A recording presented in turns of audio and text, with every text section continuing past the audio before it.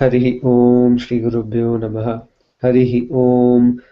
सदाशिवसमारम्भां शङ्कराचार्यमध्यमाम् अस्मदाचार्यपर्यन्तां वन्दे गुरुपरम्पराम्। Om. So last time we went over a couple of values. We completed Kshanti and we began Shaucham. So we are somewhere midway through that. So if anybody has any recollections or comments to make on what we've done so far, then we can go with those, and then otherwise we can just begin with.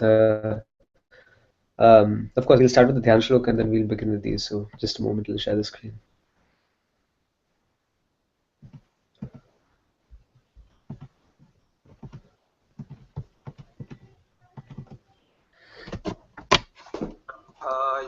प्रतिबोधितां भगवता नारायणेन स्वयं व्यासेन ग्रथितां पुराणमुनिना मध्ये महाभारतम् अद्वैतामृतवर्षिणीं भगवतीम् अष्टादशाध्यायिनीम् अम्ब त्वामनुसन्दधामि भगवद्गीते भवद्वेषिणीम् नमोऽस्तु ते व्यासविशालबुद्धे फुल्लारविन्दायतपत्रनेत्र येन त्वया भारततैलपूर्णः प्रज्वालितो ज्ञानमयः प्रदीपः प्रपन्नपारिजाताय स्तोत्रवेत्रैकपाणये ज्ञानमुद्राय कृष्णाय गीतामृतदुहे नमः। सर्वोपनिषदो गावो दोग्धा गोपालनन्दनः पार्थो वत्सः सुधीर्भोक्ता दुग्धं गीतामृतं महत् वसुदेवसुतं देवं कंसचाणूरमर्दनम् देवकी परमानन्दं कृष्णं वन्दे जगद्गुरुम् भीष्मद्रोणतट जयद्रथजला गान्धारनीलोत्पला शल्यग्राहवती कृपेण वहनी कर्णेन वेलाकुला अश्वत्थामविकर्णघोरमकरा दुर्योधनावर्तिनी सोत्तीर्णा खलु पाण्डवैरणनदी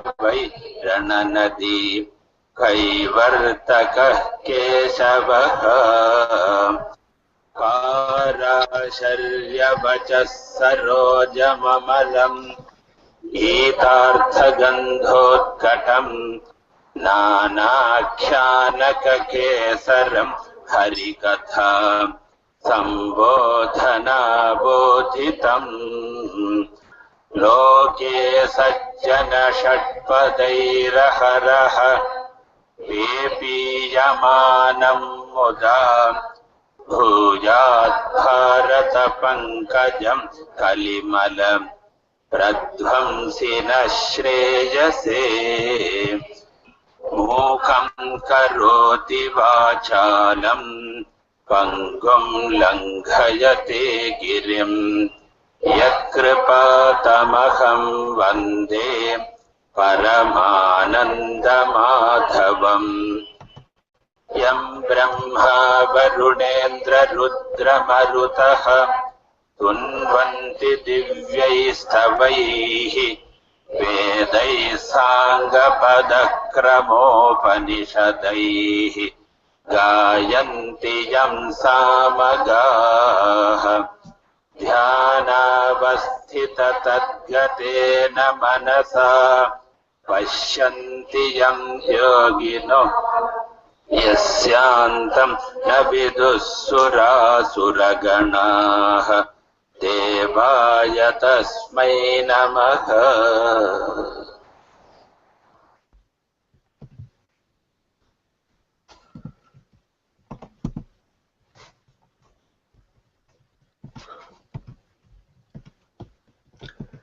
Okay, so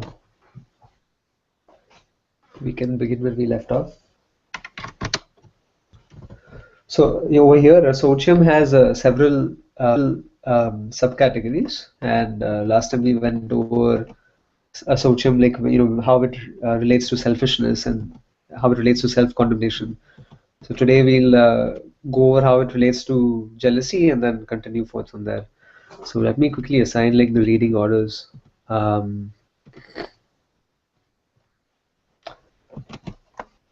Oh, hi, Smitaji Jagadishwarji. Nice to see you here. Let me just.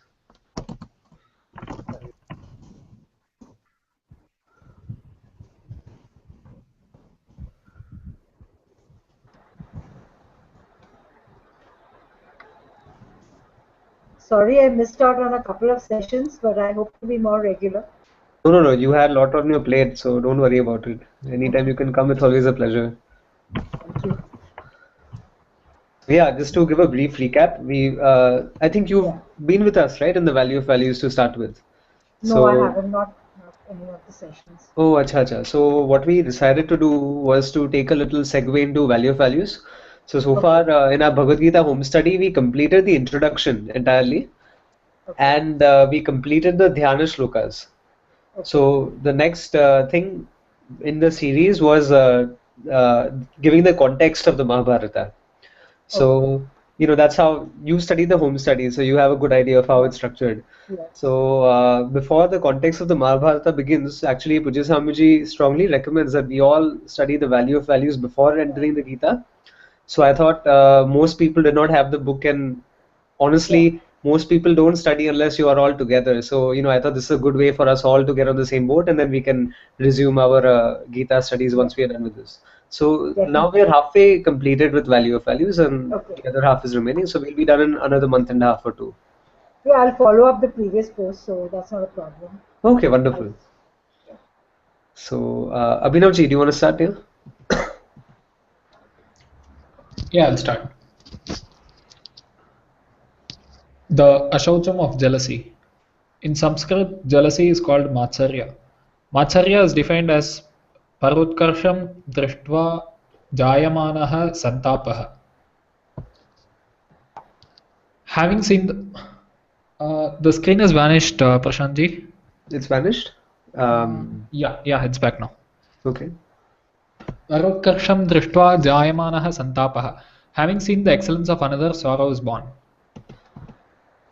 Can you go down? Yeah. Drishtva means having seen. Utkarsham means the superiority or excellence of someone. I don't know why this keeps. Okay. I'm sorry. Okay. Utkarsham means the superiority or excellence of someone. Santapaha, a pain or sadness is born. That is Matsarya, jealousy. Of all Ashaucham, jealousy is the most illegitimate of the attitudes because even by the standards of the relative world, it is unreal. Most of the reactive attitudes which are considered as Ashaucham are based on either the pursuit of or the threat, real or imagined, to some objective that is capable of being achieved, at least theoretically. Not so with jealousy. Jealousy is a reaction of sorrow over a lack of which I conclude which I conclude exists when I compare myself with some other human being who's seen as superior. This supposed superiority, when examined, will always be found, if it exists at all, as partial, incomplete. Never upon close examination would one who is jealous be able to consider the aggregation of parts and which constitute the entity that is the object of jealousy totally superior to the one who is feeling the jealousy. When I am jealous, I will never be jealous of all the aspects of another person. Nor will anyone who is jealous of me ever find me totally superior. Since whatever endowments, skills, graces, possessions inspire my jealousy cannot be separated from the entire entity, and since that entire entity will never totally be an object of my jealousy, there can be no real locus of jealousy for me. Jealousy has no ground at all, but still at the level of upadhi, that is at the level of identification of I with a particular assemblage of body-mind aspects. No one except Parameshwara, the Lord himself, seems to escape this special pain. For a jnani, for one who knows the truth of himself, therefore does not identify with the upadhi, with the body-mind assemblage, there is no jealousy. A jnani is not jealous because no second person exists. Thus, both the jnani who knows himself to be non-dual Brahman and Parameshwara who, as the Lord, is not only the totality of the apparent but also knows the truth of himself, know no jealousy, and in fact cannot be jealous. For others, jealousy exists and operates endlessly. Seeing themselves as separate entities, they see the world as filled with millions of other entities. They see the world as filled with millions of other entities, countless numbers of whom will daily present opportunities, real or fancied, for self-demeaning comparative judgments of excellence followed by the pain of Matsarya. Analyzed, the baselessness of jealousy becomes apparent. At the most elementary level of analysis, I can see that there is no absolute ranking of entities as subject to jealousy or causing jealousy. I am jealous of some, others are jealous of me. I can also see that there is no one who is an object of absolute jealousy. Close scrutiny always shows me things in another person I do not want.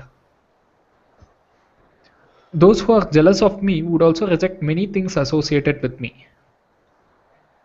Within the relative framework, jealousy is an illegitimate protest against the nature of apparent reality itself.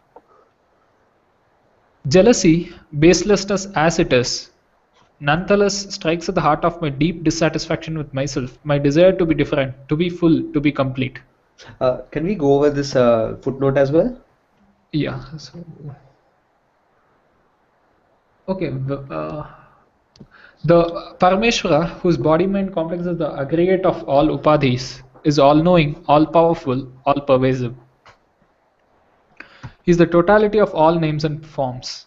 Therefore, at the level of upadhi identification, no other entity or aggregation of entities less than a total aggregation, which is Parameshwara himself, can equal him. Thus, Parameshwara could not be jealous because he knows there is no other person who is his equal. In addition, of course, Parameshwara could not be jealous because, undeluded by ignorance, knowing both the truth of himself as well as that of the created world, he knows that there is no other at all. No second person in terms of superior attributes is available to Parameshwara to trigger jealousy, and in fact, he knows that there is no second person. So I think then you left off here the undercurrent. Jealousy. So I'll continue with the previous paragraph. Yeah. Jealousy, From here. baselessness as it is. Actually, you just left off here. Oh, but yeah, it's okay. Yeah. So jealousy, baselessness as it is. Can you just go a little down? Yeah. Jealousy, baselessness as it is, nonetheless strikes at the heart of my deep dissatisfaction with myself, my desire to be different, to be full, to be complete. The undercurrent that always haunts me, the sense that I'm lacking, the need for something to make me complete, feed the fantasy of jealousy and give it great power to build it up in my mind. When the illegitimacy of jealousy has been seen, it readily will be susceptible to Pratipaksha Bhavana. If the skill or grace or accomplishment of another causes me a stab of Matsarya, I deliberately think, I'm happy to see someone with such excellence. I'm happy to see the happiness of this person. I admire the person. I appreciate the person. By deliberate Pratipaksha Bhavana thoughts, I nip jealousy in the bud. Very nice. So, shall we just reflect on some of the thoughts over here? Any comments? Can I say something? Yeah, please. About the Pratipaksh Bhavana, is it replacing a negative thought with a positive one so that you nip it in the bud when the thought arises? Is that is that my understanding correct? Yeah, absolutely. So Pratipaksha Bhavana means appreciating, for example, if you're jealous of a person, say a person has made a lot of money, and you may have felt a little bit, okay, I'm incomplete, I don't have that much wealth, he's so much more prosperous than me. But then the Pratipaksha Bhavana here would be that, okay, he's done so well for himself, I'm happy for him, and there are certain skills and certain accomplishments that he's achieved in his life which allowed him to be at this level, and therefore this is something that one must also strive for. Or if a person has something that we don't have, we should always be happy for the other person, so that kind of slowly cleans our chittam, and it allows us to become more appreciative of people around us as opposed to being more jealous of people. Also, the other thing that Pujya Swamiji points out here is very important, which is very rarely do we ever look at the person as an entirety. We always look at that one particular aspect that we are jealous of. A person may have a lot of wealth, and we may be jealous of that aspect of that person. But there might be many things within that person which we would not ever desire. The person may be a very, not so nice to people. He may not be nice to other relatives. He may have some emotional trauma and so on. So there are always reasons for us to be jealous of other people, and there are always reasons for others to also be jealous of us. But what we are not doing is focusing on the entirety. We are always focusing on singular aspects. And that is missing because no person will ever be complete in himself as far as like material prosperity is concerned. So if somebody has a lot of wealth, he may not have a lot of knowledge. If somebody has a lot of knowledge, he may not have a lot of character and so on, right? So all so that's one important point. Okay, another Um, thing, is this exactly like the book or is it a little slightly different? The text? so, I so over have the here, book. hmm. Is this verbatim from the book or is it different? It's almost exactly picked from the book. In fact, these are excerpts from the book, but there Okay, are certainly certain paragraphs which are missing. So okay. I know that the book is about 140 something pages approximately, whereas this is Because I 85 have, pages. okay, I have the book, so I just thought I'd recheck with you if it's, if it's the same one. Yeah, so it's word to word picked from the book, but it's also condensed. So there are a few Okay, paragraphs which are missing. So I don't know who put this together. This may have been an okay, older edition or something, and the book may have updated some of these right. things. Yeah. Okay. But how many pages are there in the book? I'm just curious, like exact number. Could you just give me a moment? I'll just Yeah, check yeah, it sure, out. sure.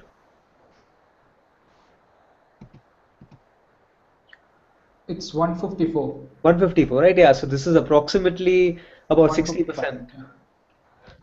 So, so I'm glad you both pointed this out because I would suggest that, once we actually go over this as a group, to also reflect on the same thing using the book because there might be some things missed out. And whoever doesn't have the book, like, please go ahead and purchase it as well. It's about 148 pages. I see. So I think different editions have, like, I have like 143 or something. So, Okay. I yeah. mine was recently bought about a year back. Okay. So Mine is much older. I bought it like 5 years back. Oh, okay. I have included the appendix also. I mean, sort of appendix saying books by Swami Dayananda Saraswati ji. So Oh, yeah, it is effectively 148 pages, okay. I see. content wise. Very nice. So, any thoughts on like what we've covered otherwise? So, Smita ji, does that answer the Pratipaksha Bhavana? Yeah. Thank you Okay. so much. Yes. Oh, no problem. Then I think Jagdishwar ji, if you can proceed with this. In fact, we'll be covering Pratipaksha Bhavana further over here. So, Yeah. Okay. Hari Om. Pratipaksha Bhavana, a daily act. Jealousy, resentment, selfishness, and self condemnation are only a few of the attitudes which can be handled by Pratipaksha Bhavana.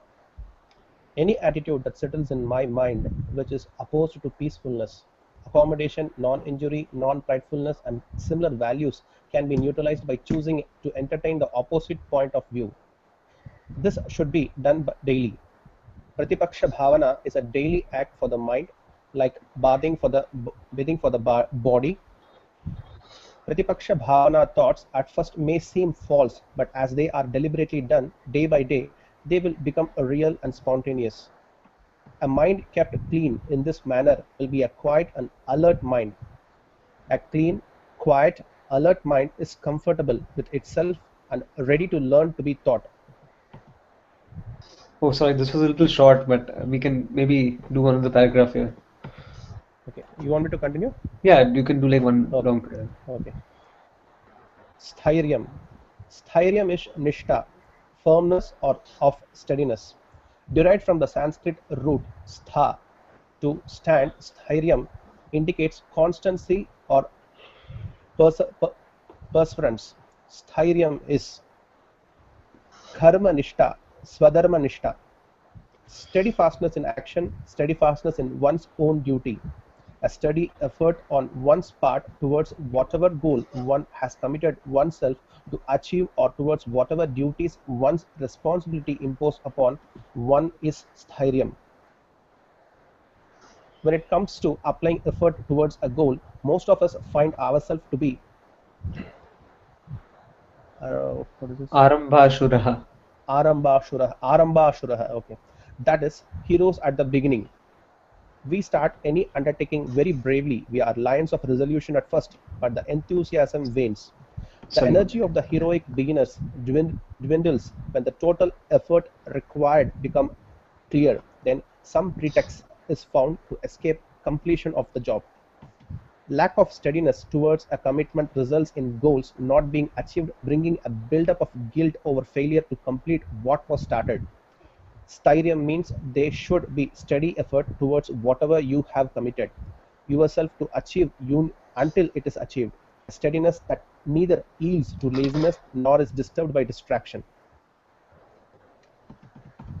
In the context here, where Lord Krishna is talking about the values which make the mind ready to discover the truth of myself, the styrium highlighted is a nishta or firmness in seeking self-knowledge. When my commitment is to achieve knowledge of the truth of myself, sadhana nishta, steadiness in means to accomplish this goal is required. I must apply myself steadily to the secondary qualifications such as certain attitudes, study of the language, of the scriptures, and similar pursuits which prepare my mind for self-knowledge. The knowledge of the self is not a partial knowledge. It is not like the knowledge of a given discipline, but is something total, the total content of all knowledge. For this goal, the goal in which all other goals resolve, total commitment is involved. In this total commitment, there must be styrium, steadiness must be there. Very nice. Any thoughts here? Is therium similar to samatvam? Very similar, but with a slight difference. So Sthairya over here is steadfastness in action. So whatever you do, you remain committed to it and you don't be disturbed by distractions or another like unforeseen circumstances, laziness and so on. Whereas Samatvam is just a very equipoised state of mind. So this may not even, so Sthairya specifically refers to your reactions and your, not your reactions, but your approach towards any given action. Whereas not Sthit but Samatvam refers to equilibrium anytime, any given time. So, you might be sitting at rest and your mind is at ease. You might be doing some work and your mind is at ease. At whatever given point in time you approach yourself, you'll see that you're always in a state of equilibrium and equipoise. So that is what Samatvam refers to. So it's like a very balanced, emotionally balanced state of mind.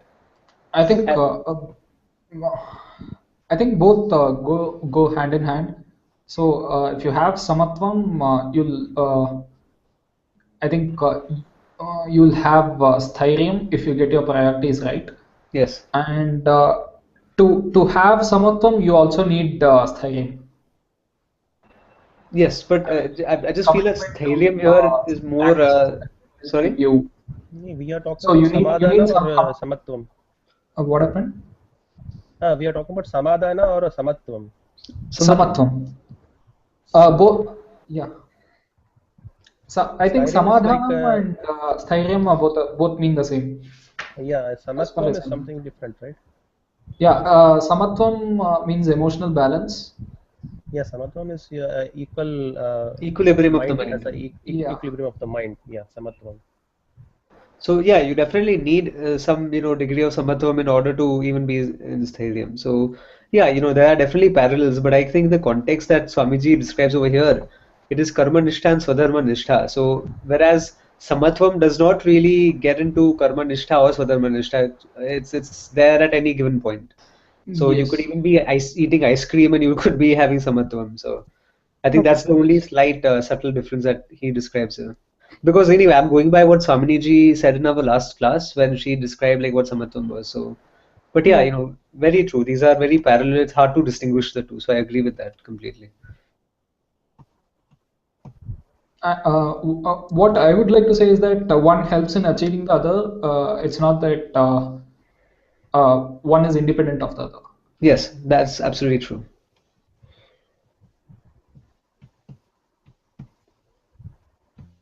Karishma ji, I think you're next.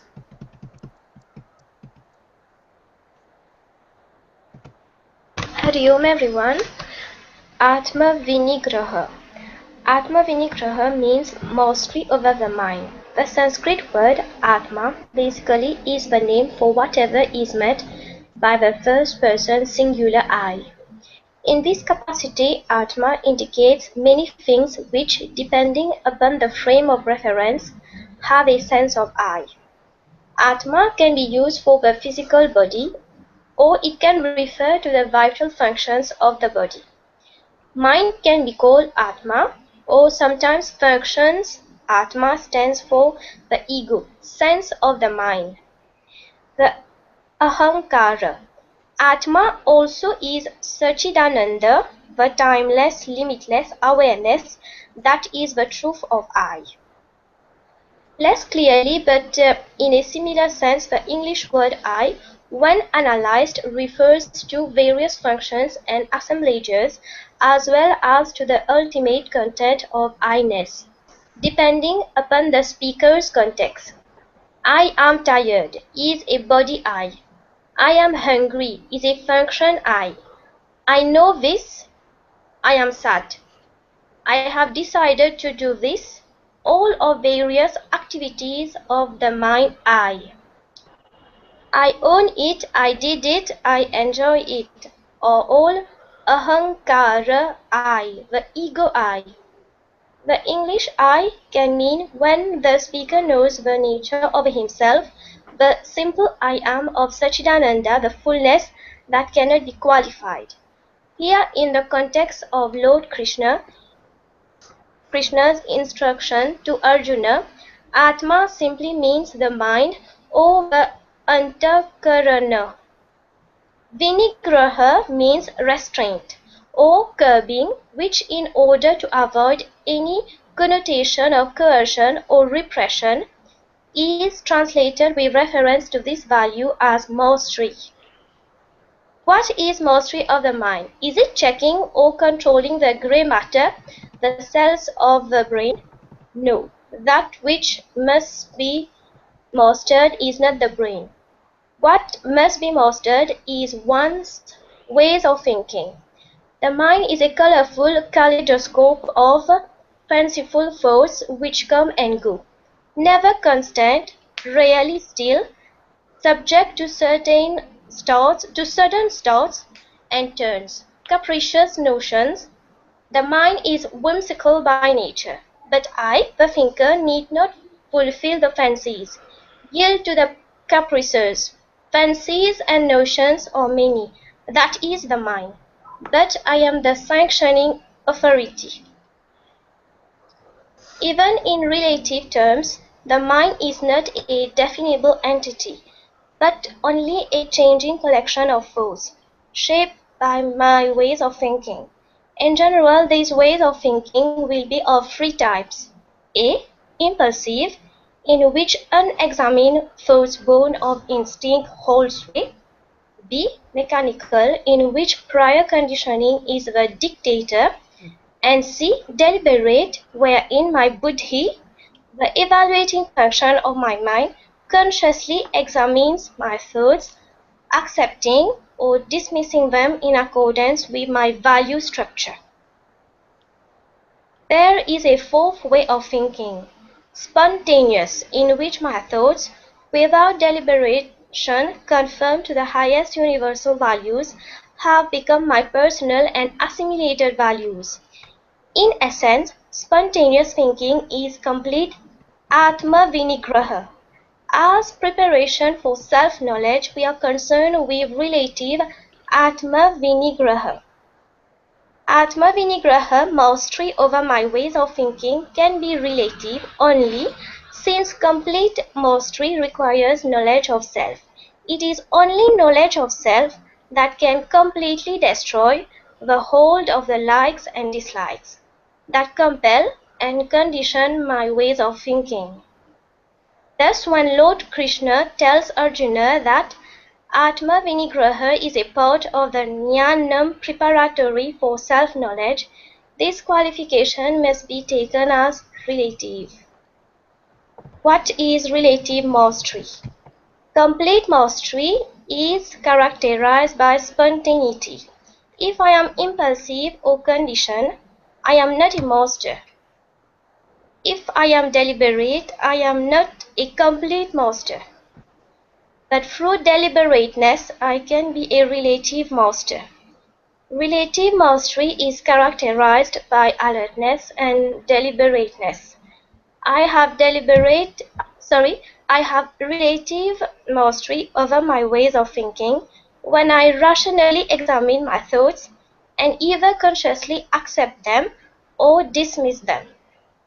Relative mastery means both submitting all impulses to rational scrutiny and breaking any habit of lapsing into mechanicalness. So, any thoughts so far? So yeah, there's one important point here. So throughout the Gita, you'll probably see the word Atma used many times and in many different contexts. And this has been a moot point for even different schools of thoughts to misunderstand and mistranslate what it really means. So, you know, even in the English language, right, we use the word I interchangeably to mean a number of things. So you can say I have a stomach ache. So then you're actually referring to your body or your physiological system. You can say I have hurt mind. So then again you're referring to I as the mind, and then you can talk about I am as the Atma. So similarly here the word Atma actually means the self. But here, depending on the context, the self can be spoken of as the mind, it can be spoken of as the body, it can be spoken of as the very Atma, the self, the real self. So this should not be a cause of confusion, because ultimately what we mean by Atma is Satchidananda Brahma alone. But these are just different because it's a Sanskrit word and it could refer to I, therefore it can mean many different things. So that's just one thing I wanted to get out of the way. If you see other schools of thought such as ISKCON and so on, then they take the Atma to be, in different verses, they have translated it to mean very different things from what Adi Shankaracharya has taught. So there's a lot of scope for error if one does not study this with an authoritative commentary of an Acharya.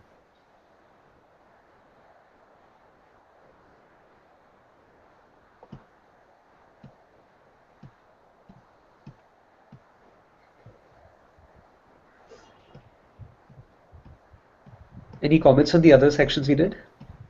We will discuss about this the points now A, B, C. This impulsive and deliberate, mechanical and deliberate, impulsive, mechanical and deliberate. It's the nature of the we are talking. It's Swamiji is telling about the mind. No? So we will discuss on that when we will reflect on this. I think it will be important, right? Yes. I'll ask like a question. We'll have like Atma Vinigraha. Here the context is Atma. Atma means many places in the Gita it comes. Everywhere it means a different thing. Somewhere it means body, somewhere it means mind, somewhere it means the Atman itself, the real self. So that differentiation the Swamiji has mentioned. And one more thing is like I would like throw a question like say, can we claim that whatever we can see everything, anything like continuously, like if say we are sitting in front of a television, continuously we are updating, uploading the data in our mind, and after seeing that we after say a person who is very Vedantic and all, can he able to claim that I see and I can be whatever, I can be in control even after seeing anything? Well, I'll be in control even after I see anything. Is that is possible, or is the right statement or a wrong statement? You got my point, right? I don't know if I actually understood the question entirely. So basically, see, I upload without any control. When I see a television, I'm uploading a lot of data in my Yeah. mind continuously.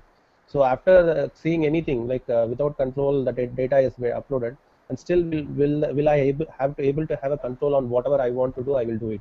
Okay, so I'm not understanding this first part. So you were saying we are okay. So let's take an example. Let's say you're watching TV.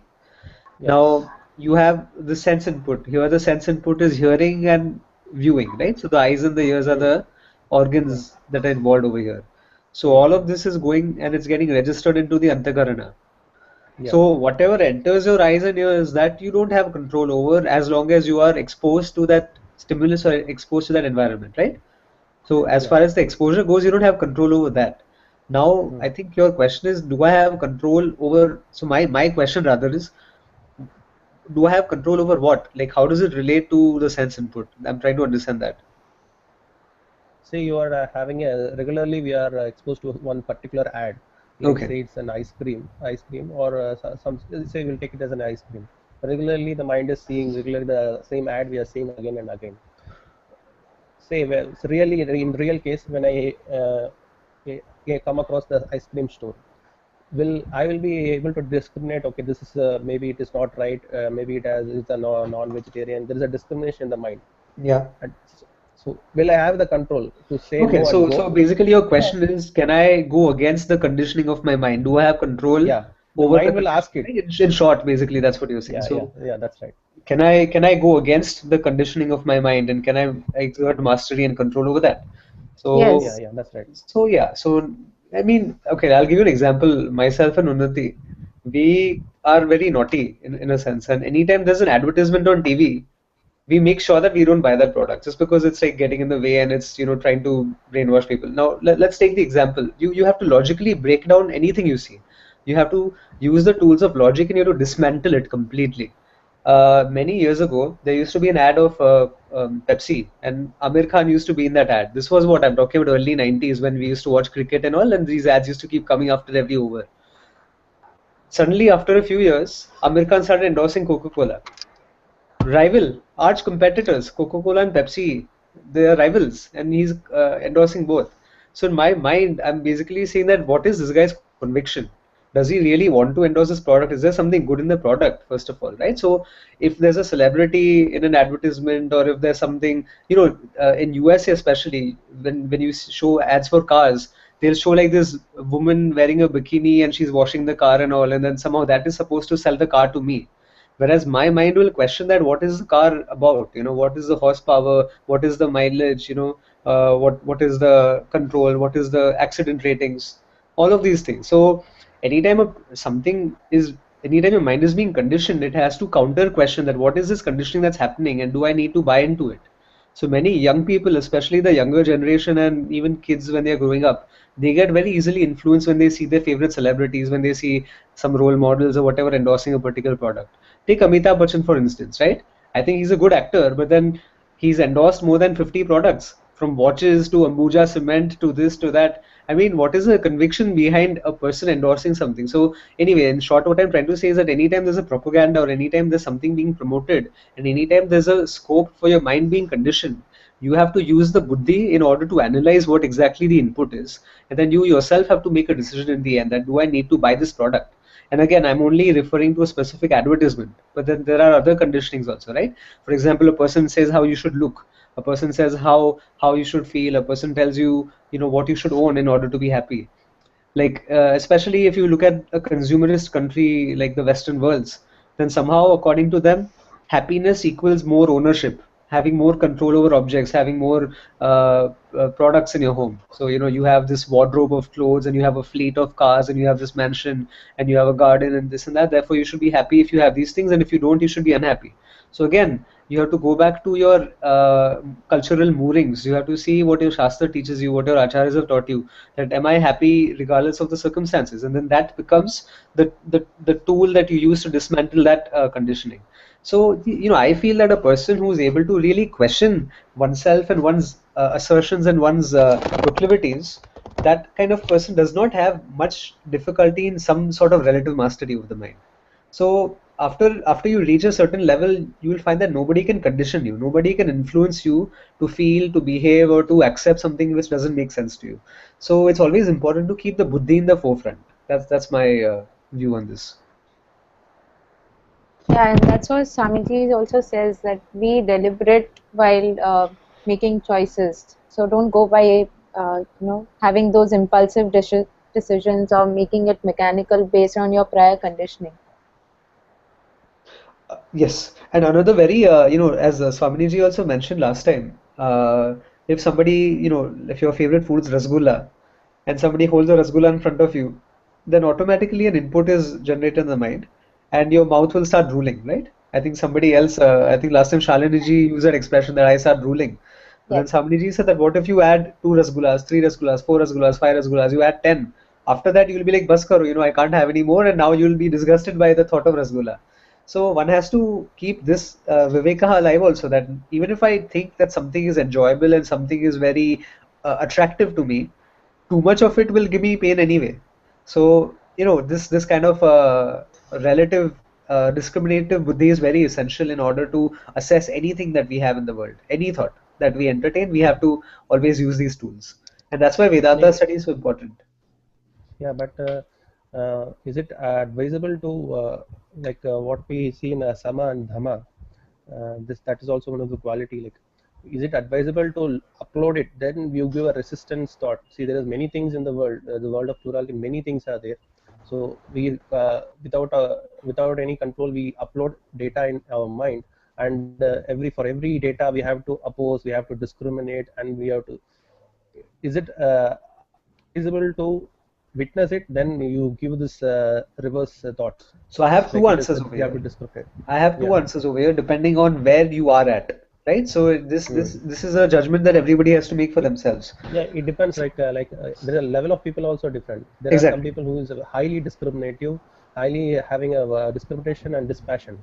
And for an initial beginner in the Vedanta, uh, it will be advisable that he can see anything, and he can still do the sadhana also. That's a very good question. I'm glad you raised this. This is a good topic of discussion we can have right now. When we talk about Dhamma in Tattvabodha, if you have Shama, then Dhamma is already granted, that you don't need to have Dhamma because Shama covers it anyway. But if you have Dhamma, you may not have Shama at the same time, right? So Shama is control of the mind, and Dhamma is control over your sense organs. So, as you rightly put, that if you're a beginner student, or not just a student, but if you're anybody in general, just an average Joe out there in the world, then all these inputs are going to condition you. It's going to influence you. It's going to make you think in a certain manner. It's going to make you want to purchase some kind of a product, this, that, whatever. So yes, it's good to reduce those inputs. May I request, like, whoever's mic is unmuted to please mute? Just a lot of background noises there. Oh, sorry, just 1 second. Yeah, thank you. So this is essential, that we keep our sense inputs moderated to a certain level, because then there's always that scope of you being negatively influenced. So I completely agree with that. Now, as you continue growing in your sadhana and in your understanding and in your vivekaha, then you can actually use this to your advantage. So let's say, at least to the level of propaganda and promotion, I am quite immune to it. So suppose if I see an advertisement on TV, it's actually going to put me off further rather than influence me. It's going to drive me away from that particular way of thinking. So one can even use it as a tool to rebound it back. That once you start rejecting these things with your mind, then your mind gains more and more control over it. So that is like the second level. The first level is that, okay, chalo, if you're a youngster, for example, if you're going to school, it's very easy to influence you, right? A person in USA, there's a huge problem of drug peddling. So many kids, they are enlisted by these drug cartels, not cartels, but just like peddlers, and they are given like some drugs, and they are asked to like sell it to other kids in school and all. And then some people find it very cool, and then they sit in the basement and they start smoking up. So this is a huge problem. The US spends like millions and millions of dollars to keep police enforcement on campuses, just to avoid this kind of a problem. But then as you grow older at the workplace, if somebody does this, you're probably not going to be influenced. So that emotional maturity is also very important. But yeah, to again concatenize my answer, the first thing is that yes, if possible, try to keep these inputs away, until you are able to gain more or less control of your mind on a relative level. And once you have gained some relative control, then these inputs will actually help you strengthen your conviction rather than actually shake it away. So I have something to mention over here. So, sticking to the example that Jagdishwarji gave, so suppose you see an advertisement, some ice cream advertisement saying that so this is something delicious, and if you don't have it, you'll miss it or something. So there might be two levels of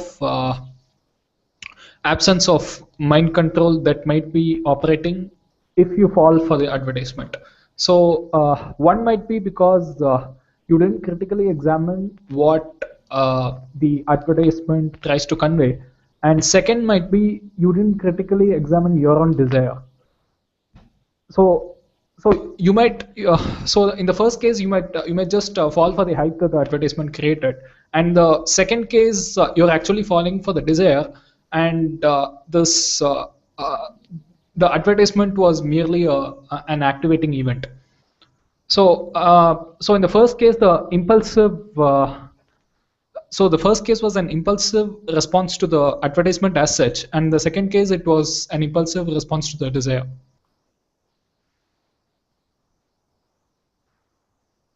Hello. hello. Yeah, that's all Yeah. I had to say. Yeah, that's a good point. And ultimately, you're right about that. Depending on one's level of maturity, how much control you are able to exert over your personal desires is also very important. So you're right. Sometimes, as they say, right, out of mind, out of sight, or out of sight, out of mind. If these things are not serving as a stimulus, then it may lie there as a latent desire, and you may not even know it. But then suddenly, this advertisement is responsible for bringing out that desire which is already within you. So yeah, that's Yeah, a very good for point. example, you might not be so suppose eating an ice cream so that results in cold for me. For example, let us take that example. So now I just see an ice cream and I get tempted, and I'm not clear about the fact that it will definitely cause cold for me, and I end up eating that because of my own desire, and I end up catching cold. So the fact that it causes cold for me was not deeply ingrained in me so as to push off that desire. Yeah.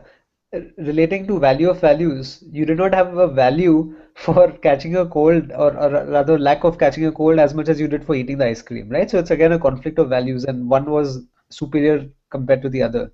So So it's yeah, basically a conflict of priorities. So yeah, you didn't prioritize your physical health. fitness over the self gratification about as far as eating the ice cream is concerned. Exactly. Yeah, I would like to add something. This, um, like, say, we'll take the same example of ice cream.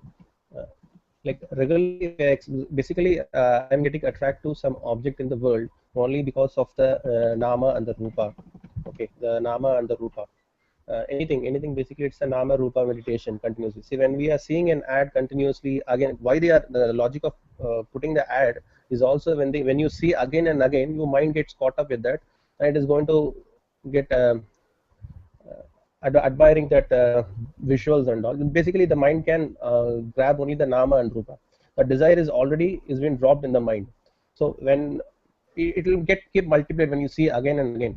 So very often in any normal person, we know it is not good. We may even know it is going to create a cold, or it is vegetarian, non-vegetarian. We have all the discrimination. Still, the desire will overtake the discrimination power, and we go at last. We have it. Okay, that is Yes. nature of the normal person. And even people who have a high discrimination also, some point of time they fall. Okay, this happens. Like initially we talked about samatvam. We were like Swamini told. See, real discrimination is like the ice cream, the basically any desire we like what from Paramatma say, there is not even an iota of pleasure in any object outside the world. So this is a discrimination point one, right? Yeah. It is only any matter is going to quench your hunger for the body. Basically, we project on that particular thing by continuously meditating the nama and rupa, and we say that is going to give me pleasure. Okay, that is how the mind actually functions, like that only. So like we keep on meditating on some sort of objective thing, and we project, like what last Swamiji said, we are not objectifying it, we are giving a subjective thoughts continuously on that, and we are creating a desire. Okay, so first place we have to negate this seeing also as a sadhana. If I want to be a sadhaka, we have to, what I think is like sama and dhamma in that aspect. What I say is we have to negate this, like seeing and seeing. First place we have to cut off the uploading of any data. I should not say I can upload any data, anything I will see, then I will have a control. For a beginner, and even maybe at the higher level also, I think the Saman Dhamma is the nature of my own nature. Yeah. The Atman nature is also, it is not going to, at Samatva Bhava is, I see only the gold. I still, after the Samatva Bhava comes, I see gold. I don't even recognize this is a ring, this is bangle. So there is even the higher level also. That is what I'm thinking like in that manner. So even the higher level also, they don't even see when they have a Samatva Bhava, the mind has the Samatva Bhavana, it only see the gold. It is not going on the Nama and Rupa. That is what I think. I will still have to confirm whether samatva here, at least in the context of Gita, is equivalent to being a jnani. So that is one confirmation that we can all make, maybe from Swaminiji. But yeah, rest of what you say, I completely agree with it. Definitely, it's good to lower the inputs as much as you can. But I would also like to put a small counterpoint to that, which is the more you reject an input, the easier it becomes the next time. So sometimes, again, like I said, depending on whatever level you are approaching the situation from, it might become easier and easier each time. The first time you reject it might be a difficult task. That, oh, okay, this ice cream is really tasty, but it's not good for me. But you reject it. Now, second time it's even easier. Third time it even keeps getting easier, because what you're doing is you're actually shaping your chittam to suit this particular priority or value or whatever you want to call it, which you have right now. So, just to take, let's sticking to one example of the ice cream. I know that it's not good for my health, and therefore I feel tempted to not eat it at all. In fact, my temptation is to not eat it. If somebody offers it to me, I might forcefully, out of politeness, take it. I'll take a few bites or whatever, and then I'll leave it there. So one has to develop a value for something that is of more value to you than the value for that desire, which may not be helpful to you, right? In short. So for example, if you know that exercising is good for you, and you feel that, oh, I'm so lazy today, I want to sit at home and I don't want to do anything, then that desire to just lounge around at home should not take precedence over the desire for your fitness or for your health. Similarly, even for your dietary conditions, if you are diabetic and somebody puts a sweet on your plate, you should have a greater value for your health than you should have for the desire. So ultimately, to the context of value of values over here, it's always about cultivating a higher value for something that is desirable in a good way, as opposed to something that's only desirable at a very like raga dvesha level. So, it can all be summarized using that context, that you just raise your value for something that you want to cultivate, and that automatically relatively lessens the value for something that you don't want to cultivate. Here I would like to add one more thing, like say any thought, like even say even a guy people who have the cigarettes, they know very well it is not good for their health. Okay, very well they know they see regular ads also. Yeah, basically they also say that I don't get any pleasure out of it, but I cannot stop it. That is what many people say. I've heard it. Basically, when you when you don't want, when you say I don't want to have a cigarette, this is something like a reverse meditation also, no? Every line you say I should not have cigarette, your mind is totally occupied in the cigarette spot. Okay, you say no, or you say I like also, everywhere your mind is filled with the cigarette. So this thought is keep continuing. So obviously when you get up, or when next thought will be like whether I should do this or I should not do this, so still the mind is always caught up with the cigarette. So it obviously that it is going to push the body to have it. So instead of exposing yourself to some sort of bad thought, like say no to that thought or say yes to that bad thought, we should at least go to like Bhagavad Nama Swaranam, like good thoughts. Yeah. Occupy the mind with the good thoughts, so that you will get a good action. So you go to a satsang, so you get a good action. So you go to a bar and you just say there, oh, no, I should not have cigarette, I should not have cigarette. That is going to push you. Definitely at the end of 1 hour, you will go and you will catch your cigarette and you will have it. Yeah. So if you at least to accommodate, you should not accommodate the mind with some negative bad action with a good intention. I should not do it, or I should do it. Yes. Rather than that, you should put your mind with some you chant Bhagavad, good God's name, or you go to some good place where satsang is taking place, where some good people are there. Rather than exposing ourselves without any control, instead sitting in front of a TV or watching something continuously, we should go and fill the mind with some good thoughts. Still you understand who you are, still you are successful in the sadhana. That is Yes. what I am trying to say. No, I mean, you're absolutely right about that, and this is something that Pujya Swamiji also says a lot, which is that in our tradition, in traditional Vedanta, I'm not talking about Neo Vedanta, but in traditional Vedanta, we don't believe in Vasana Kshayam. We don't believe in like sitting on top of the Vasanas and like snubbing them out, right? We rather what Swamiji says is to cultivate positive samskaras, so that there is not enough room left, or there's not enough time left, and there's not enough mind space left for all these negative things. So you're completely right about that. If you do namaswaranam instead, then that will definitely drive your actions in a positive way. So no, but what I'm actually saying, when I say that the more you reject these negative impulses, the more stronger your willpower will become, is actually also a true fact. And I don't mean that one should go and find all these negative impulses consciously, that okay, let me go to a bar and then exert self-control. What I just mean is that as you walk through your day-to-day life, you will come across circumstances. You may be walking down the street and you may see that in some store some television is on and it's playing an advertisement. So obviously you cannot shut your ears then, right? So I'm just saying that anytime you encounter some of these things which you don't want to be conditioned by, you should consciously reject them in your mind. Conscious rejecting will also build willpower against it, and the next time it will be very easy to reject. So I believe that what we are both saying is essential.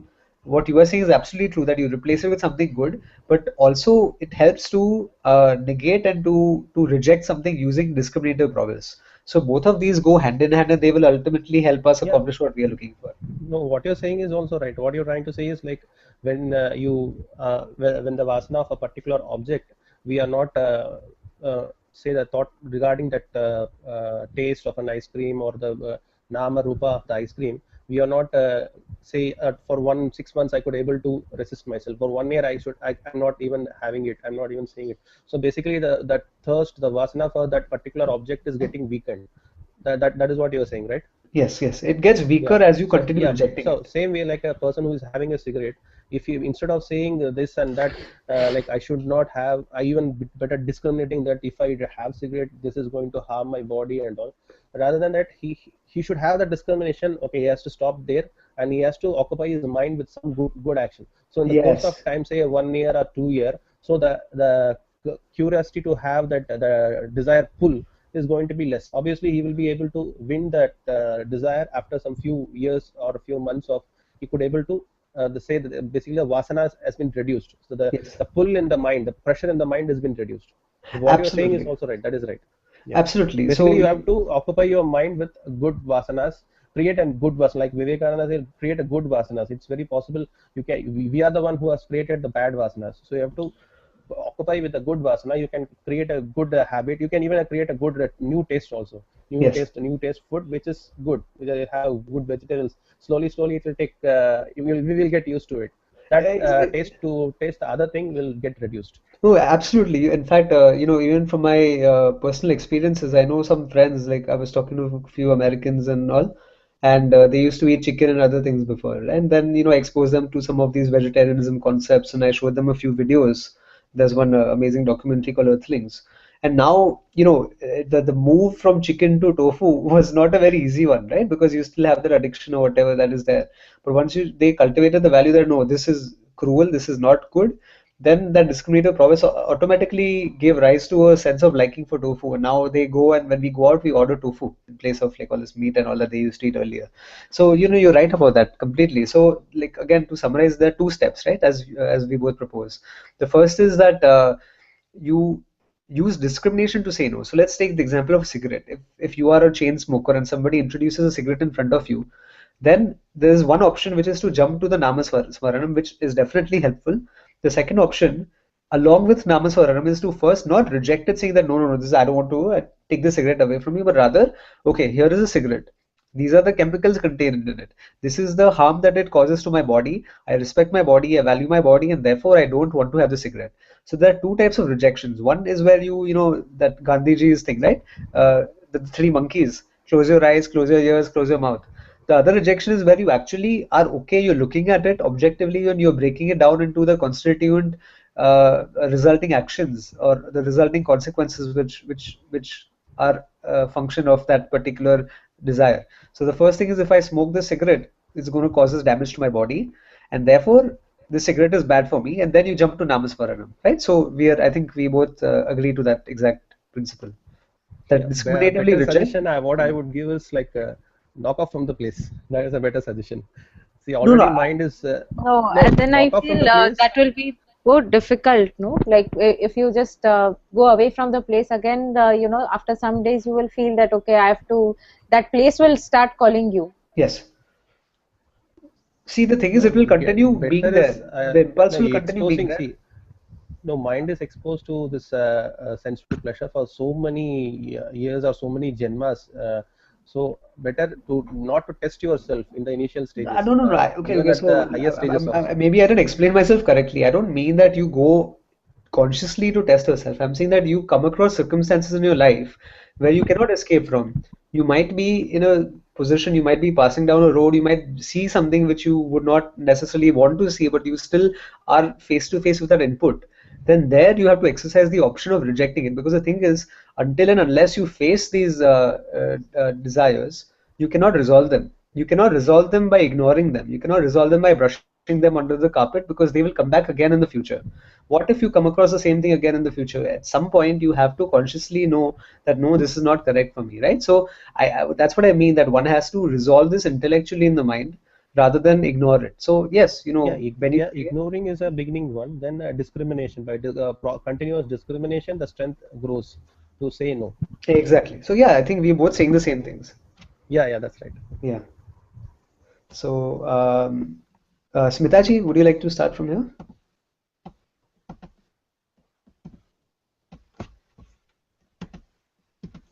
Your mic is muted. Huh. Yeah, yeah. Okay. Sama, Dhamma, and Samadhana and are Sanskrit terms often used to indicate different aspects of Atma Vinigraha. Sama is understood to mean discipline over thinking at the level where the thoughts arise, whereas Dhamma indicates choice exercised over thoughts and actions at the level of sense organ expression. Samadhana means chitta ekagrata, which literally indicates single-pointedness of the mind, a metaphorical way to describe the capacity for the mind to stay with a given pursuit of thinking, a certain steadiness of thought of the mind. Chitta ekagrata is the art of applying the mind consistently to a given pursuit for a length of time. The exercise of choice at the level of sama and dhamma establishes an abiding mind capable of samadhana. The art of samadhana or chitta ekagrata can be learned by beginning to apply the mind with a sharpened awareness for distractions. All of Atma Vinigraha is a matter of alertness and awareness. If I am alert and conscious of what my mind is doing, I always have a choice over my ways of thinking. With choice I can change, I can conform behavior to values. With choice I can learn from mistakes. With choice I can hold to commitments in the face of distraction. Choice requires alertness, which makes possible relative mastery over my ways of thinking. Actually, you can continue with the next one also, because that was very Okay, short. But before okay, before we continue with that, this actually addresses what both Jagadishwarji and we were yes. both talking about. So Sama and Dhamma level. So So Dhamma, basically, yeah, sorry. may I say something? Yeah, Like please. if we exercise, mind control and with constant practice over giving more importance to value, I think you can diminish those negative thoughts arising. I mean, it becomes a part of your psyche, and then it becomes like a normal, it gets habitual, and you're more established in your values.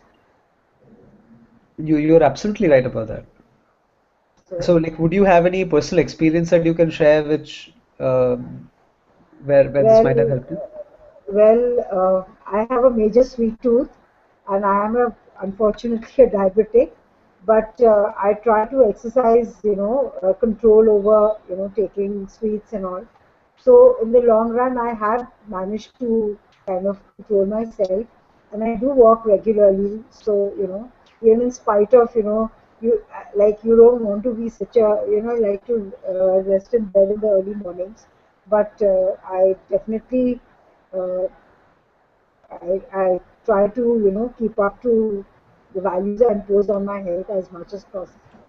So let me ask you this. So if tomorrow somebody exposes you to your favorite sweet, so what is your like thinking at that point? Well, see, I try to be alert towards my value which I place on my health, and definitely maybe I would at one time maybe pick up, but then on second thoughts, no, it's not good for me.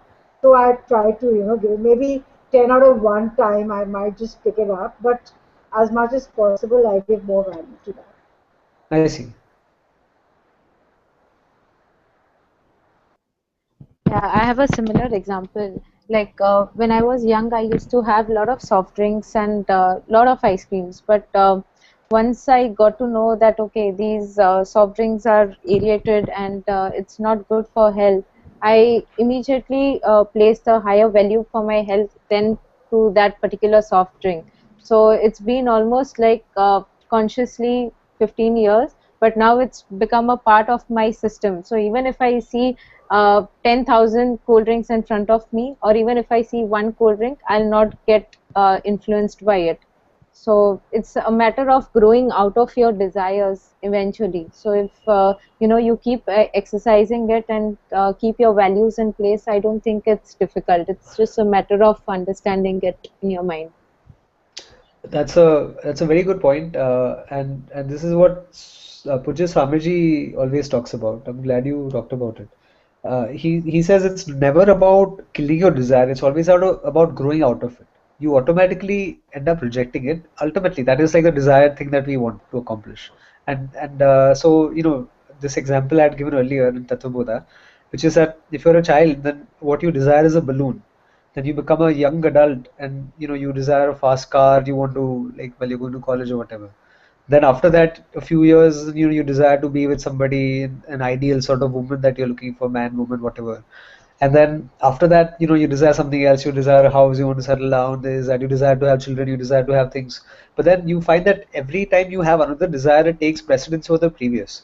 So now, if you're like a 35-year-old person and somebody gives you the same balloon that you were like literally dying for as a child, you'll be like, what is this? This is useless. So Swamiji says that we have vairagya towards certain things. We exercise a banana vairagya. So there are two things in a banana, right? One is the fruit inside itself, and the other is the peel. So you may really like bananas, but you have no attachment to the peel. You are ready to throw it away. So you exercise complete vairagya towards the banana peel. Similarly, as one grows out of desires, it's kind of like the banana peel syndrome, where everything becomes meaningless to you with relation to other things that you have a desire for. So the constant theme of desire continues to play, but what happens is that the desires keep evolving. They keep changing shapes. They keep, as I think Jagadishwarji also referred to, the nama and rupas keep changing, but the constant drone of the desire remains the same. So if we are talking from a Vedanta level, if we look at mumukshutvam also, it is a desire to be free, right? There's a strong desire, and this is a very helpful desire. So desires can drive us, and desires can take us a long way. So it's good to have desires, but we should always cultivate a higher desire as opposed to something which we don't have a desire for or should not have a desire for. So since Unnati mentioned the soft drink thing, I think it's been like 11. I lost count, but since 11 standard, I've not had any Coca-Cola, Pepsi, nothing, none of these aerated drinks, just because I don't have a value for it. But when I was young, when I was in like fourth or fifth standard, I used to literally have 1 liter of Coke like every week. And we used to just store it in the fridge, 1.5 liter, and I used to like have it every single day without fail. And I was like a 70-year-old fat boy in fourth standard. So I'm 70 kg fat boy. So certainly, you see that there's a negative impact on the health. So once you develop alertness, as Swamiji says, if I'm alert and conscious of what my mind is doing, I will always have choice over my thinking. So ultimately, it's a matter of choice, and only when you make choices can you change. Because unless you are forced to make a choice, you cannot really reject the possibility of that desire to arise again.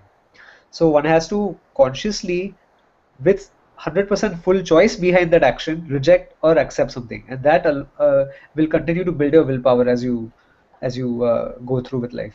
So I think we can start the next section. Indriyartheshu vairagam. Smita ji, please, you can Yeah. continue. Indriya means sense organ and Artha stands for object.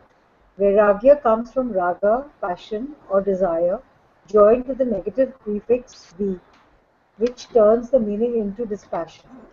Thus, Indriyartheshu vairagyam means a state of dispassion towards objects of the sense organs, or the absence of a compelling drive for worldly pleasures and possessions. Raga is more than just a fancy or a preference, it is a craving for something.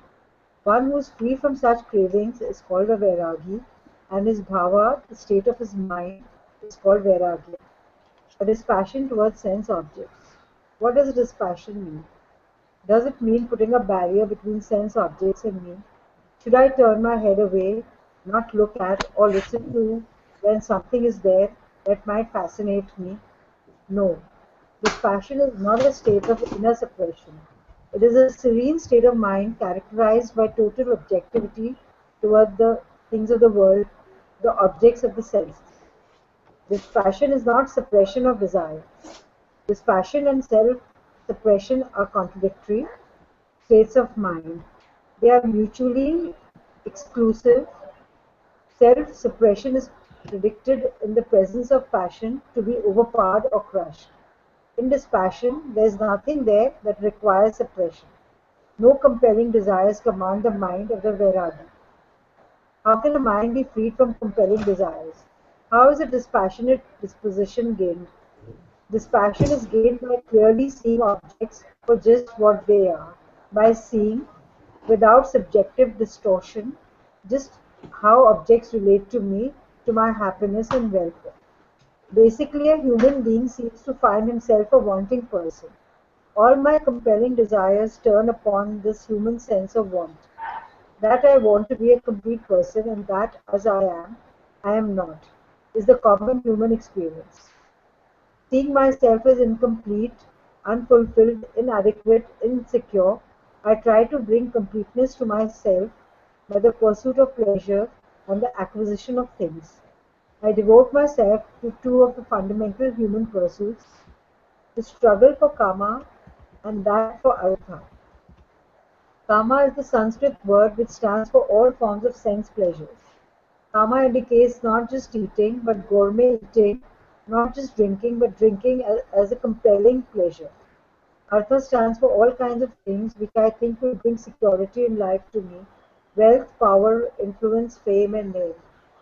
As a human being, there will be no end to my longing and struggle for artha and kama, so long as I both feel insecure and incomplete and think that artha and kama can complete me and my insecurity, so long as I think that artha and kama have this capacity, I will not be able to gain in the artheshu vairagyam, this passion for sense objects.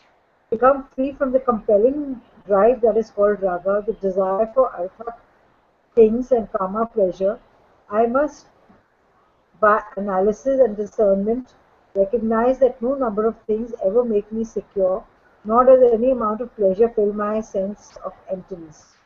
I must discover that my struggle to fulfill my sense of want is endless. No accumulation of wealth is ever enough to silence the inner anxiety, no pleasure sufficient to bring lasting fulfillment. So any thoughts here so far? This beautifully ties in from our previous section actually.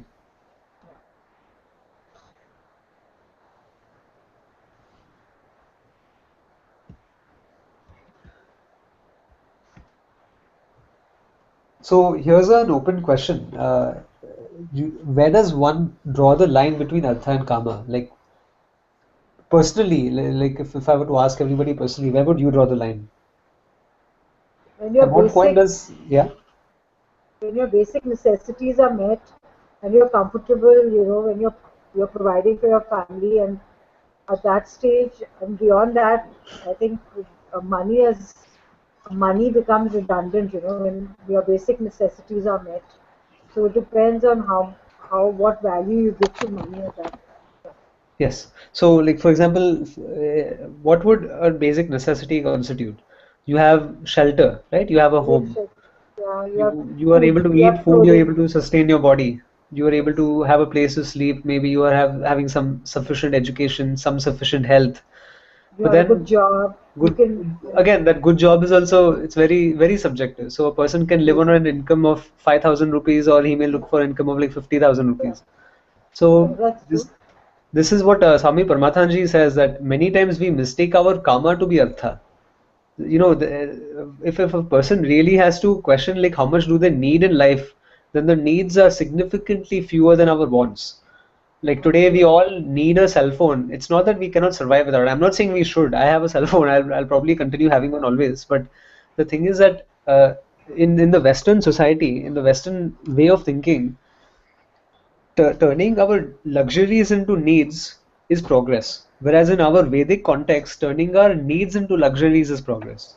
So, Very if we true. take the example of Swamini ji, one may say that you wear the same colored clothes every single day of your life. Like, don't you ever want change? You know what I'm saying? Like, they have two, three Absolutely. pairs. Like, I know that when I was at AVG, and I think it's not that they wear the same cloth every day. They have a few different pairs of the same kind of cloth. Right. But that's all they really wear. They wear the same chappals, they wear the same socks, they have the same lifestyle. They don't have a bank account, they don't have a phone, and yet they're able to sustain themselves. Of course, a sannyasi's You cul- lifestyle.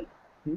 you cultivate a dispassion towards that, with the passing, like as you evolve, you kind of get dispassionate about things which, earlier used to be giving more value to. So, you grow out of it.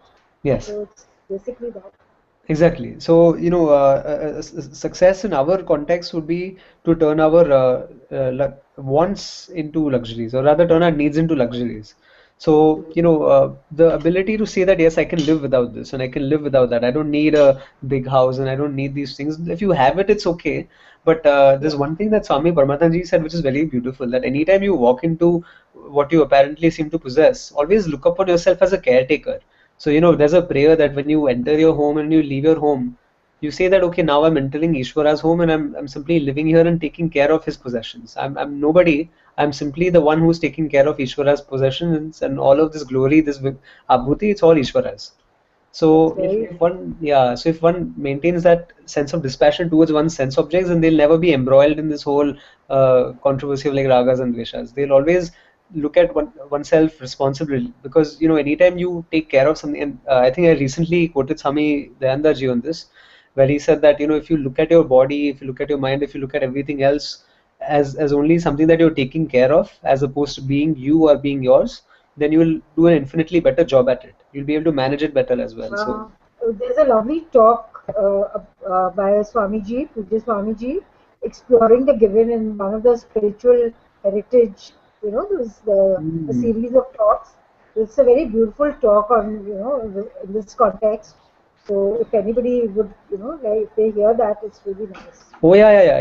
Smita ji made a beautiful suggestion. Please like go on YouTube, or there's another channel called Vimeo, Vimeo. Over It's there, I think, beautiful. yeah, I think some 24, 25 talks are uploaded. Totally, the series of spiritual heritage of India has 52 talks.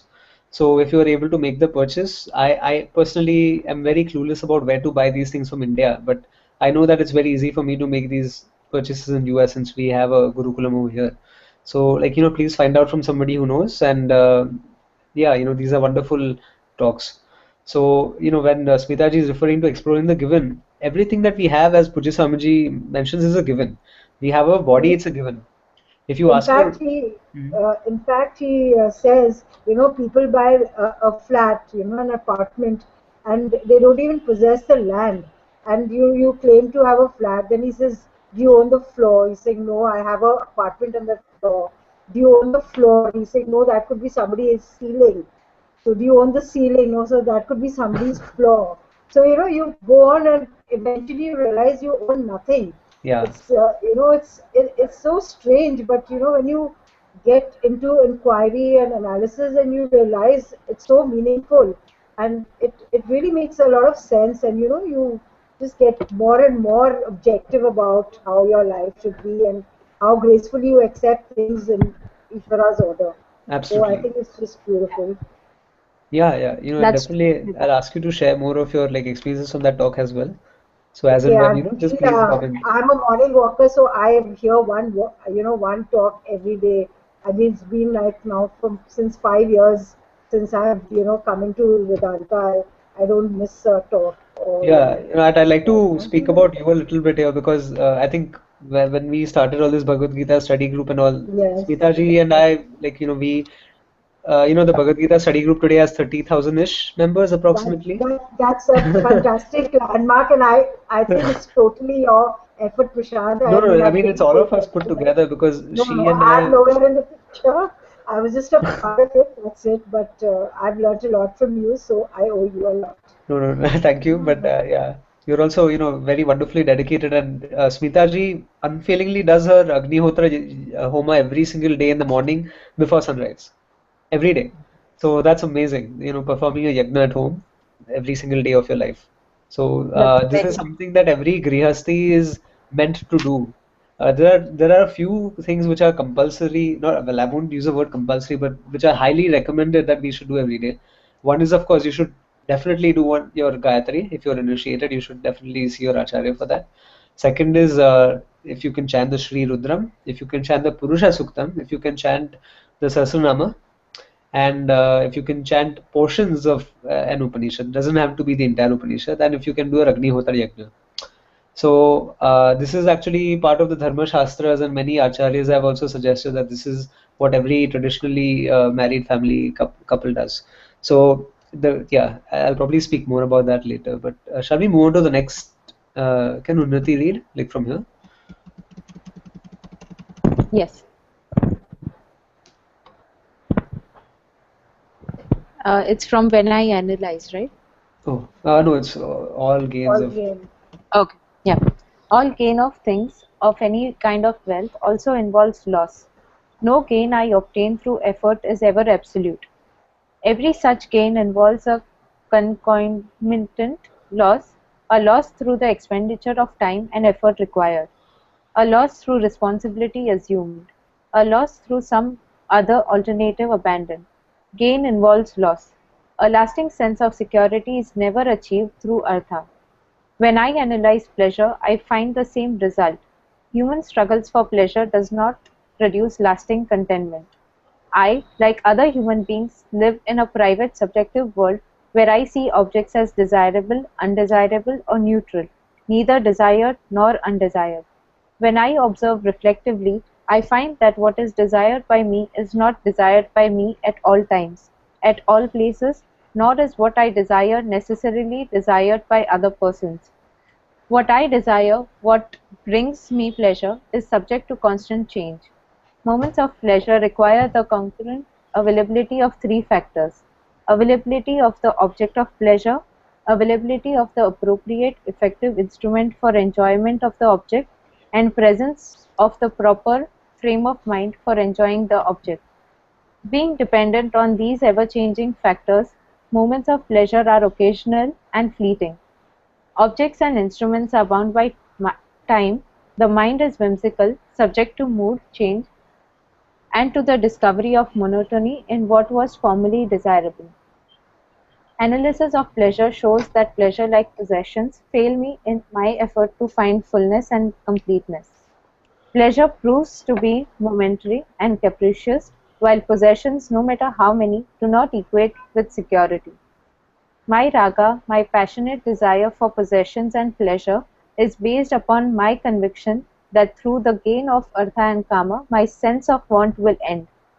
When I clearly see that this is not the case, that the best I can hope for in the aggregation of wealth is the exchange of one kind of anxiety for another, the most I can claim for pleasure is a collection of fleeting moments, impossible to hold or predict.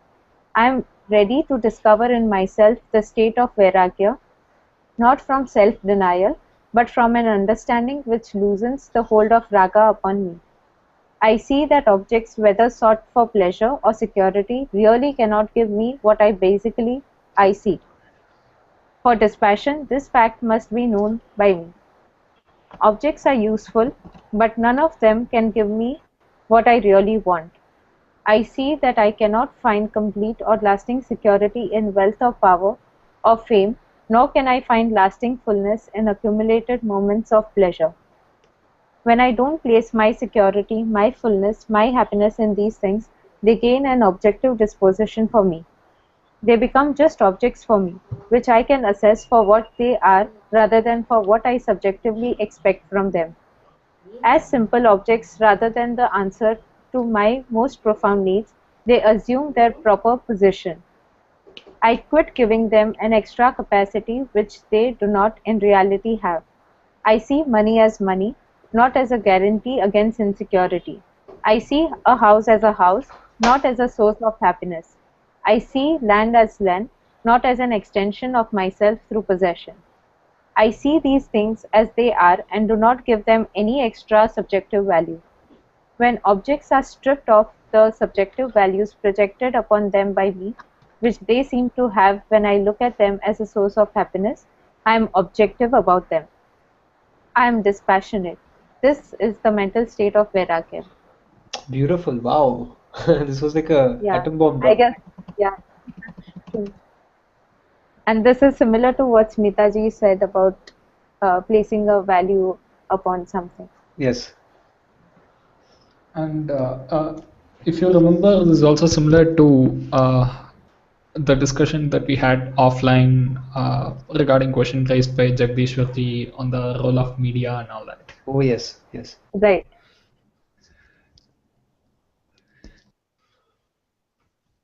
Even when Pujya Swamiji was in Calcutta for a talk, bringing Ishvara into one's life, he emphasized that the moment we start accepting things for what is, and the more you accept graceful acceptance, so the more you bring Ishvara into your life, the more objective you develop Vairagya, and it loosens your hold over your raga dveshas.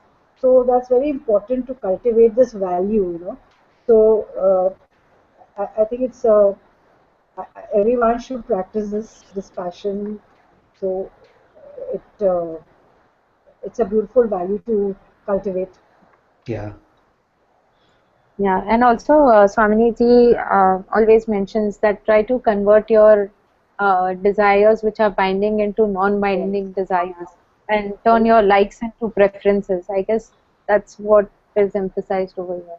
Yeah. Yeah. This is very big on Swami Paramathanandaji's teachings as well, because he gave an entire talk on non-binding desires. And it's So also relating to Shreyas, what is Shreyas and what is Preyas. So what is good for you and not just what you like. pleasurable. Yeah. So that's also another. And just to give context to that, Shreyas and Preyas are two concepts covered in Bhagavad Gita, I think chapter 2. Yeah, when Yeah, chapter 2. Arjuna is asking Krishna that, please give me this Shreyas, give me this what I seek, What which is will good free for me. me? Yeah. So prayers is something which may be pleasurable to you at a particular instance for a given period of time under a set of circumstances. So whereas Shreyas is that which is not only useful to you at all times under all circumstances, but it is universally good. It is that which is universally acceptable and which universally frees. And that is only moksha. So knowledge of the self alone is Shreyas, whereas everything else comes under the category of prayers. In fact, even dharma, as important as it is, dharma is also highly subjective to the individual in a given space-time situation. But prayas is that which, I mean, shreyas is that which cannot be confined to the limits of time, to the limits of objects, to the limits of situations and place. So, as far as one can, one should cultivate shreyas above all else. A desire for moksha. This mumukshutvam is very important. And ultimately, mumukshutvam is what's going to lead you to jnasutvam. So I think we completed an hour and a half. We can probably start from this section next time, page 50. I'll just remember it. So shall we close off? Yeah, I think we can close. Yes. Okay.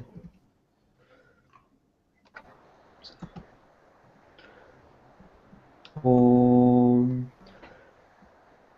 पूर्णमदः पूर्णमिदं पूर्णात् पूर्णमुदच्यते पूर्णस्य पूर्णमादाय पूर्णमेवावशिष्यते